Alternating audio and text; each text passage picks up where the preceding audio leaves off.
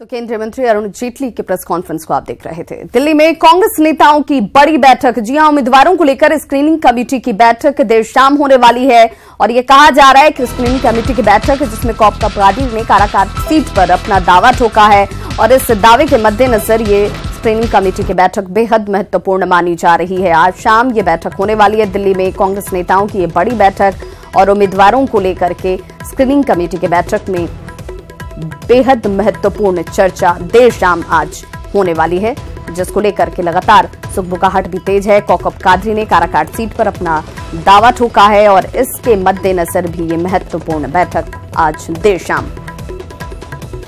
और सहयोगी दिवाकर हमारे साथ इस वक्त फोन लाइन पर ज्यादा जानकारी के साथ जुड़ गए हैं। दिवाकर, इस स्क्रीनिंग कमेटी की बैठक के मद्देनजर बात की जाए तो किन किन मायनों में ये महत्वपूर्ण हो जाता है? देखिए, बिहार में जो महागठबंधन बना है काफी मंथन हो चुका है, लेकिन बिहार में पेंच जो है वो जो उलझे हुए हैं वो सुलझने का नाम नहीं ले रहे हैं। कई सीटों पे जो उलझन है वो कांग्रेस नेताओं की उलझन ज्यों की त्यों बनी हुई है। मधुबनी दरभंगा सीटों पर उलझन थी ही पहले से। सुपौल पर सीधे सीधे महागठबंधन के जो दो दल हैं वो आमने सामने आ गए हैं। तो अब ये एक और नई समस्या खड़ी हो गई है कि जो बिहार कांग्रेस के कार्यकारी अध्यक्ष है कॉकप कादरी, उन्होंने काराकाट सीट पर उम्मीदवारी ठोक दी है और उन्होंने दावेदारी मजबूती से ठोकी है। उन्होंने कहा है कि आलाकमान को भी हमने अवगत करा दिया है कि औरंगाबाद सीट जो हमारी मजबूत दावेदारी की सीट अगर सहयोगी को जाती है तो दूसरी सीट भी हमें मिलनी चाहिए। उसके बगल में जो जातिगत समीकरण है, सामाजिक समीकरण है, उसको देखते हुए दक्षिण बिहार में केवल एक ही सीट कांग्रेस के खाते में आ रही है, सासाराम की सीट।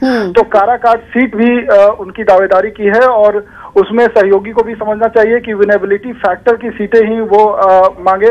तो अब जब देर शाम कांग्रेस स्क्रीनिंग कमेटी की बैठक होगी तो 6 सीटों का लगभग तय हो गया है। 3 सीटें तो पहले ही अनाउंसमेंट हो गया है कि कटिहार, किशनगंज और पूर्णिया पर कांग्रेस अपने उम्मीदवार खड़े करेगी।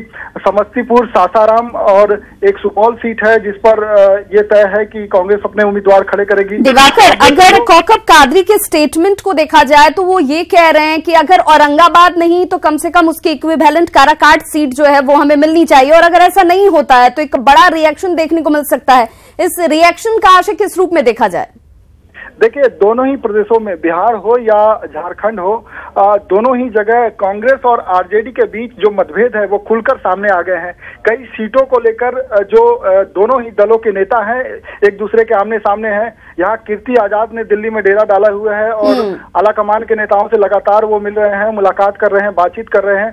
हालांकि कांग्रेस उनके लिए कई विकल्प सुझा रही है, लेकिन कीर्ति आजाद संतुष्ट होने का नाम नहीं ले रहे हैं। उसी तरीके से अब बिहार कांग्रेस के कार्यकारी अध्यक्ष हैं जो तमाम प्रक्रियाएं हैं उम्मीदवारों के पैनल की, उसमें उनकी महत्वपूर्ण भूमिका रहती है। उन्होंने भी मोर्चा खोल दिया है कि अगर काराकाट सीट नहीं मिलती है तो हम इसका बड़ा रिएक्शन देख सकते हैं हम लोग, और इसका नुकसान और खामियाजा भुगतना पड़ सकता है महागठबंधन को।